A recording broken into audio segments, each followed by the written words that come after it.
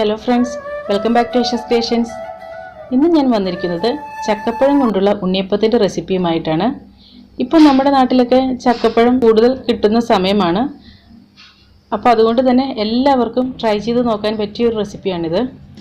അപ്പോൾ ഇത് ഉണ്ടാക്കുന്നത് എങ്ങനെയെന്ന് നോക്കാം. അതിനായിട്ട് ഞാനിവിടെ 1 കപ്പ് പച്ചരി നല്ലപോലെ കഴുകിയതിന് ശേഷം 2 മണിക്കൂർ വെള്ളത്തിൽ കുതിർത്തി എടുത്തിട്ടുണ്ട്.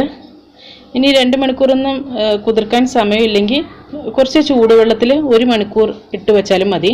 ഇനി വേണ്ടത് 1 കപ്പ് നല്ല ചൂടുള്ള ശർക്കരപ്പാനിയാണ്.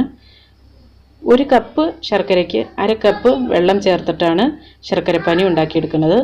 ശർക്കരപ്പാനിയുടെ ഡീറ്റെയിൽ ആയിട്ടുള്ള വീഡിയോയുടെ ലിങ്ക് ഡിസ്ക്രിപ്ഷൻ ബോക്സിൽ കൊടുത്തിട്ടുണ്ട്.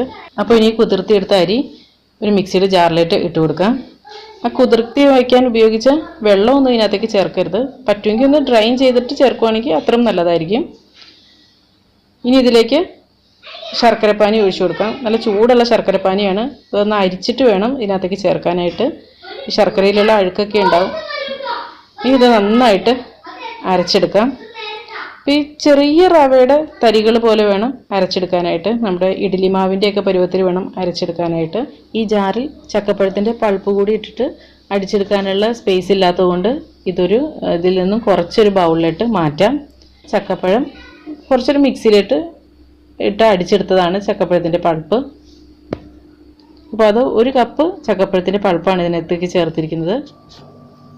ഇനി ഇതിലേക്ക് ഒരു 1/4 ടീസ്പൂൺ ഉപ്പും 1/4 ടീസ്പൂൺ ബേക്കിംഗ് സോഡ എന്ന് പറഞ്ഞാൽ സോഡാപ്പൊടി അല്ലെങ്കിൽ അപ്പക്കാരം എന്നൊക്കെ പറയും. അതാണ് 1/4 ടീസ്പൂൺ ചേർത്തത്.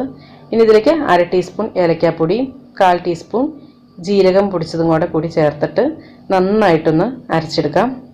ഇതിപ്പോൾ നന്നായിട്ട് അരച്ചെടുത്തിട്ടുണ്ട്. അപ്പോൾ ഉണ്ണിയപ്പത്തിനുള്ള ബാറ്റർ റെഡി ആയിട്ടുണ്ട്. ഇനി ഒരു ചട്ടി സ്റ്റൗവിൽ വെച്ചിട്ടുണ്ട്. ഇതിലേക്ക് 1 ടേബിൾ സ്പൂൺ നെയ്യ് ഒഴിച്ചു കൊടുക്കാം. ഈ ഒരു സ്റ്റെപ്പ് ഓപ്ഷണലാണ് കേട്ടോ. ഇനി ഇതിലേക്ക് ഒരു 2 ടേബിൾ സ്പൂൺ തേങ്ങാക്കൊത്ത് ഇട്ട് കൊടുക്കാം. എന്നിട്ടിത് നന്നായിട്ട് ഒരു കളറൊക്കെ ചേഞ്ചായി വരുന്നത് വരെ ഒന്ന് വഴറ്റിയെടുക്കണം. ഇത് നല്ലൊരു ഗോൾഡൻ ബ്രൗൺ കളറാവുന്നത് വരെയാണ് വഴറ്റിയെടുക്കേണ്ടത്. ഒരു മീഡിയം ഫ്ലെയിമിൽ ഇട്ടിട്ട് വേണം വഴറ്റിയെടുക്കാനായിട്ട്. ചിലർക്ക് ഈ തേങ്ങാക്കൊത്ത് ഇങ്ങനെ കടിക്കണമെന്നും ഇഷ്ടമുണ്ടാവില്ല. അപ്പം അങ്ങനെയാണെങ്കിൽ അത് സ്കിപ്പ് ചെയ്യണമായിരിക്കും നല്ലത്. ഇതും കൂടി ഈ ബാറ്ററിലായിട്ട് ചേർക്കാം. ഇതിനകത്ത് നമുക്ക് എള്ള് ഇരിപ്പുണ്ടെങ്കിൽ അതും കൂടെ ചേർക്കാവുന്നതാണ്. ഞാനിപ്പോൾ ഇതിനകത്ത് എള്ളൊന്നും ചേർക്കുന്നില്ല. ഇനി ഉണ്ണിയപ്പച്ചട്ടി സ്റ്റൗവിൽ വെച്ചിട്ടുണ്ട്. ഇതിലേക്ക് ആവശ്യത്തിനുള്ള വെളിച്ചെണ്ണ ഒഴിച്ചു കൊടുക്കാം. ഇനി എണ്ണ നന്നായിട്ട് ചൂടാകുമ്പോൾ ഓരോ സ്പൂൺ വെച്ച് ഈ ബാറ്റർ ഒഴിച്ചു കൊടുക്കാം. ഈ ബാറ്റർ റെസ്റ്റ് ചെയ്യാൻ വെക്കേണ്ട ആവശ്യമൊന്നുമില്ല. പിന്നെ ഒരു 15 മിനിറ്റ് റെസ്റ്റ് ചെയ്യാൻ വയ്ക്കുകയാണെങ്കിൽ കുറച്ചുകൂടെ നല്ല സോഫ്റ്റ് ആയിട്ടുള്ള ഉണ്ണിയപ്പം കിട്ടുന്നതാണ്. അപ്പോൾ അങ്ങനെ ഇത് ബാറ്ററെല്ലാം ഒഴിച്ചു കൊടുത്തിട്ടുണ്ട്. ഇത് മീഡിയം ഫ്ലെയിമിൽ ഇട്ടിട്ട് വേണം കുക്ക് ചെയ്യാനായിട്ട്. ഹൈ ഫ്ലെയിമിൽ ഇട്ടിട്ടുണ്ടെങ്കിൽ ഇതിൻ്റെ ഉള്ളു വേവില്ല, പുറം മാത്രം ഇങ്ങനെ പെട്ടെന്ന് കളർ ചേഞ്ചായി വരുമെന്നേ ഉള്ളൂ. ഉള്ളു വേവണമെങ്കിൽ കുറച്ചൊന്ന് മീഡിയം ഫ്ലെയിമിലോ അല്ലെങ്കിൽ ലോ ഫ്ലെയിമിലോ ഇട്ടിട്ട് വേണം കുക്ക് ചെയ്യാനായിട്ട്. എണ്ണയിലിട്ട് ഇത് ബാറ്റർ ഒഴിക്കുന്ന സമയത്ത് എണ്ണയ്ക്ക് നല്ല ചൂടുണ്ടായിരിക്കണം. ഇതിൻ്റെ ഒരു സൈഡ് ചെറുതായിട്ട് കളറൊക്കെ ചേഞ്ച് ആയി കഴിഞ്ഞപ്പോൾ മറിച്ചിട്ട് കൊടുത്തിട്ടുണ്ട്. ഇതൊരു ചോപ്പ് സ്റ്റിക്കോ അല്ലെങ്കിൽ സ്റ്റുവറോ അല്ലെങ്കിൽ പപ്പടക്കോലൊക്കെ ഉപയോഗിച്ച് മറിച്ചിടാവുന്നതാണ്. ഇനി ഇത് ഒന്നുകൂടി ഒന്ന് മറിച്ചിട്ട് കൊടുക്കാം. ഈ ഉണ്ണിയപ്പത്തിൻ്റെ ബാറ്ററിലായിട്ട് ചേർത്ത ജീരകപ്പൊടി, ഏലക്കാപ്പൊടി, അതുപോലെ ശർക്കരപ്പാനി, ഇതിൻ്റെയൊക്കെ വീഡിയോ മുമ്പ് ചാനലിൽ അപ്ലോഡ് ചെയ്തിട്ടുണ്ട്. അപ്പോൾ അതിൻ്റെയൊക്കെ ലിങ്ക് ഡിസ്ക്രിപ്ഷൻ ബോക്സിൽ കൊടുത്തിട്ടുണ്ട്. ഇപ്പോൾ ഇത് റെഡി ആയിട്ടുണ്ട്.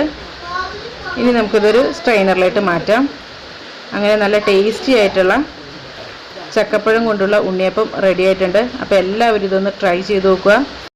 അപ്പോൾ ഇനി ഇത് അടുത്ത ബാച്ച് ഉണ്ടാക്കാം. അപ്പോൾ അടുത്ത ബാച്ച് ഉണ്ടാക്കുന്നതിന് മുമ്പായിട്ട് ഇതൊന്ന് ചുറ്റിച്ച് കൊടുക്കണം. അപ്പോൾ എണ്ണ എല്ലായിടത്തേയും എല്ലാ കുഴികളിലേട്ടും നിറയുന്നതാണ്. അതുപോലെ ആദ്യം ചുട്ടതിൻ്റെ പൊടികളൊക്കെ ഉണ്ടെങ്കിൽ അതൊക്കെ എടുത്ത് കളയണം. അപ്പോൾ എല്ലാ ഉണ്ണിയപ്പം ഇങ്ങനെ ചുട്ടെടുക്കാം. അപ്പോൾ എല്ലാവരും ഇതൊന്ന് ട്രൈ ചെയ്ത് നോക്കണം. നല്ല ടേസ്റ്റ് ആയിട്ടുള്ള ഉണ്ണിയപ്പമാണ്. നിങ്ങളുടെ അഭിപ്രായങ്ങളും നിർദ്ദേശങ്ങളും ഒക്കെ കമൻറ്റ് ചെയ്യുക. വീഡിയോ ഇഷ്ടമായിട്ടുണ്ടെങ്കിൽ ലൈക്ക് ചെയ്യുക. ആദ്യം നമ്മൾ ഒഴിച്ചു കൊടുത്ത ആ ഒരു എണ്ണ കൊണ്ട് തന്നെ ഇത് ഫുള്ളായിട്ട് നമുക്ക് ഉണ്ടാക്കിയെടുക്കാൻ പറ്റുന്നതാണ്. അത്ര എണ്ണയുടെ മാത്രമേ ആവശ്യമുള്ളൂ. അപ്പോൾ ഇത് വെക്കേഷനൊക്കെ അല്ലേ, കുട്ടികൾക്കൊക്കെ ഉണ്ടാക്കി കൊടുക്കുക. ഇനി ഇതൊന്ന് പൊട്ടിച്ച് നോക്കാം. കണ്ടോ, നല്ല സോഫ്റ്റാണ്. ഇവിടെ ഇപ്പോൾ നല്ല മഴയാണ്. അപ്പോൾ ഒരു ചായയും കുടിച്ച് ഈ ഉണ്ണിയപ്പം കഴിച്ചുകൊണ്ടിരിക്കാൻ നല്ല രസമുണ്ട്. അപ്പോൾ നല്ലൊരു റെസിപ്പിയുമായി വീണ്ടും കാണാം. എല്ലാവർക്കും നല്ലൊരു ദിവസം ആശംസിക്കുന്നു. Thank you for watching Asha's creations.